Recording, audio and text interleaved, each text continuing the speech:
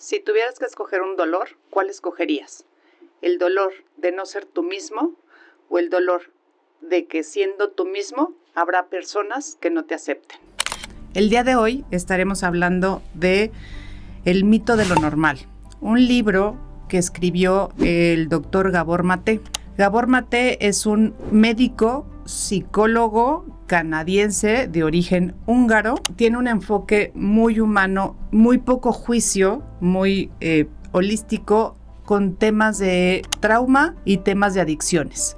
El podcast del que estaremos hablando se llama Mi latido de más y la conductora es Anne Igartiburu. Regresando a Gabor Maté, es un hombre con una sensibilidad espectacular, con una sabiduría que creo que en pocos seres humanos se puede encontrar, y con esta posibilidad que nos regala de ver al ser humano desde una mirada muy diferente. ¿Qué es el trauma?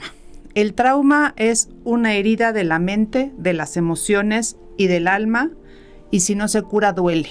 ¿Qué es lo que sucede ante un trauma? El trauma lo que hace en el ser humano es que nos desconectamos de nosotros mismos, nos desconectamos de nuestro corazón, nos desconectamos de nuestras emociones, nos desconectamos de nuestro cuerpo para no sentir dolor.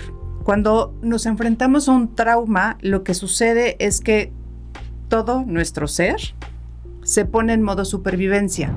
Y este modo supervivencia lo que busca es no sentir más dolor, pero también la posibilidad de seguir en este mundo, ¿no?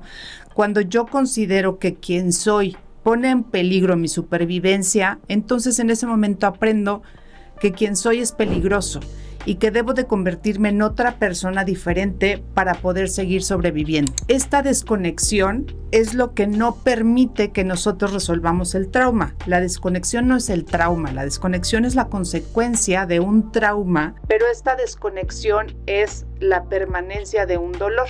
¿Cómo le hacemos o qué posibilidades tenemos de resolver un trauma? Para esto, el doctor Gabor Maté nos dice que existen o que requeriríamos necesariamente de la curiosidad. ¿La curiosidad en qué? Los traumas en algún momento de la vida se van a mostrar.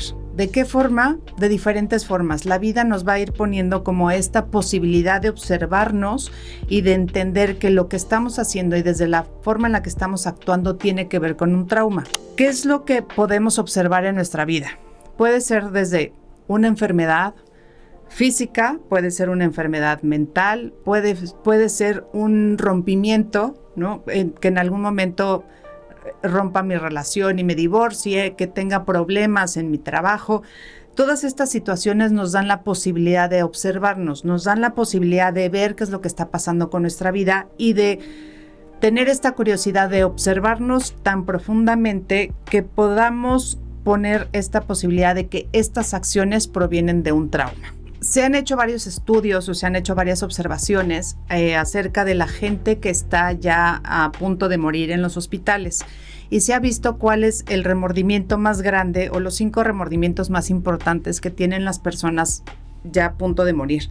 Y el remordimiento número 1 que tienen la mayoría de estas personas es no haber sido ellos mismos, el no haberse presentado en el mundo de una forma auténtica, el no haber expresado sus emociones de una forma auténtica, el haber estado actuando para complacer a otras personas en vez de haber vivido una vida que esté alineada a quienes eran realmente.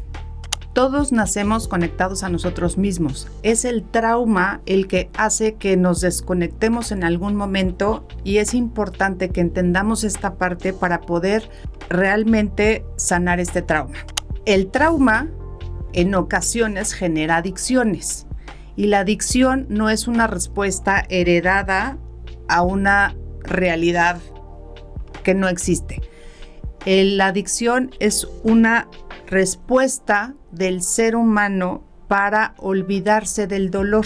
La adicción es cualquier comportamiento en el que una persona encuentra placer o alivio temporal y por lo tanto lo desea, pero causa daño y consecuencias negativas. Entonces, lo que vemos que la adicción no es el problema.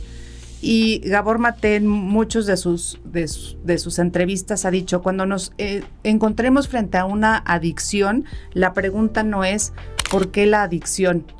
Es ¿por qué el dolor? Toda adicción proviene de un dolor, proviene de esta necesidad como seres humanos de tapar ese dolor, porque no quiero sentir más ese dolor, y la adicción me permite en algunos momentos o por momentos estar más tranquilo, y me permite esta sensación de control y de poder controlar este dolor. ¿Qué es una adicción? Como decíamos, todo comportamiento que a la larga causa daño. ¿Qué puede ser? ¿No? Tenemos adicción a las drogas, al alcohol, a la pornografía, pero también al trabajo, al ejercicio, a los dulces. Tenemos adicción al juego, podemos tener adicción al éxito, al dinero. La adicción en realidad no tiene una forma muy clara de verse, pero sí tiene una forma muy clara de sentirse. Son todas aquellas acciones que yo voy a estar haciendo que me impidan conectarme conmigo mismo para no conectarme con ese dolor. Pero al final se está causando un daño, y el no conectarme conmigo mismo y el no conectarme con ese dolor, lo que va a hacer es que voy a tener un dolor que se va a postergar por toda la vida, y es algo que nunca lo voy a poder controlar y nunca va a estar bajo mi control, excepto en los momentos en los que yo me encuentro fuera de mí, lo podríamos decir, en los momentos en los que yo estoy en esa adicción. No existe mayor estrés para un ser humano que tratar de ser alguien que no es. Esta parte de constantemente mostrarme como alguien que no soy es la principal fuente de estrés a la que nos podemos someter todos los seres humanos. Cuando hablamos de desconexión, también hablamos de que no solamente nos desconectamos de nuestro cerebro o de nuestras emociones. Se han hecho varios estudios en que nuestro sistema de conocimiento o este sistema mental está compuesto por 3 órganos. Uno de ellos, y el que más estudiado, es el cerebro, pero también tenemos el estómago y tenemos el corazón. Y cuando no estamos conectados o en esta desconexión, no tenemos este sistema de comunicación que nos permite muchas veces darnos cuenta de cosas en el mundo que de otra manera no nos damos cuenta. Y esto es un conocimiento ancestral. O sea, ya desde hace mucho tiempo lo sabíamos, pero hasta hace poco se ha estado estudiando. ¿Y cómo lo sabemos? Porque muchas veces hay ocasiones en las que dices, lo siento en el estómago, ¿no? Tomé esta decisión desde el estómago o reaccioné desde el estómago, porque el estómago está mandando esa señal. De hecho, se ha comprobado que el estómago manda más impulsos al cerebro que el cerebro al estómago. Y luego tenemos el corazón. En el corazón también tenemos neuronas iguales a las del cerebro, como las tenemos en el estómago. ¿Y qué es lo que decimos comúnmente? Tengo una corazonada. Esta corazonada es el conocimiento que tiene el corazón diferente al cerebro. Y estas corazonadas se mandan, es una señal que llega primero al cerebro y luego el cerebro reacciona. Todo esto de la relación del corazón con el cerebro lo pueden ver en el HeartMath Institute. Ellos llevan ya muchas décadas estudiando la relación del corazón con el cerebro, y cuando estamos desconectados, cuando no queremos vernos a nosotros mismos en esta autenticidad y estamos reprimiendo lo que somos, también cortamos esta comunicación entre estómago, corazón y cerebro que nos permite acceder a otros niveles de conocimiento. ¿Cómo podemos aliviar o sanar este trauma? Los 2 pasos que necesitamos para recobrarnos de un trauma es: el primero, darnos cuenta que no estamos siendo auténticos. Es reconocer todos esos lugares donde no me estoy aceptando a mí mismo como realmente soy y que estoy actuando de la manera en la que aprendí en algún momento a sobrevivir. Pero necesito reconocer que adentro de mí hay algo que no estoy utilizando desde la mayor autenticidad que tengo. Y la segunda parte es la curiosidad. Una vez que me doy cuenta que esta parte no es auténtica, necesito empezar a ver de dónde viene, empezar a reconocer qué es lo que está sucediendo en mí que impide que yo sea auténtico. Reconocer a qué le tenemos miedo, cuál es el miedo que impide, o este miedo que me está haciendo que yo que yo me mueva de una manera diferente a la que yo me quisiera mover. El no reconocer estas emociones por mucho tiempo es una de las causas que originan estas emociones autoinmunes. Y otra de las cosas que también tenemos que tener como muy en cuenta son qué creencias están sosteniendo esta parte de creer que yo no puedo ser yo para que el mundo me acepte. ¿Qué tienen que ver el amor y el miedo con esta parte de sanar el trauma? El amor y el miedo también vienen muy unidos. Todos nacemos con la posibilidad de ser amados y todos nacemos con la posibilidad de amar, pero también de sentir miedo. La emoción más importante en un niño es la emoción de sentirse amado. Y cuando no se siente amado, entonces aparece el miedo. Y ahí empieza este juego que tenemos entre el amor y el miedo. ¿Qué es lo importante para saber entre el amor y el miedo y el origen del trauma? Que nosotros no vivimos el amor a través del amor que nos dan, sino a través de cómo nosotros lo percibimos. Yo puedo amar profundamente a alguien y mi forma de amarlo puede no hacer sentir amado al que está enfrente, y de ahí se genera el trauma. No es que yo no ame a la persona, es que mi forma de amar no es la que la otra persona espera, y por esta necesidad de recibir el amor de cierta manera que no me lo están dando, entonces yo siento que no me amaron.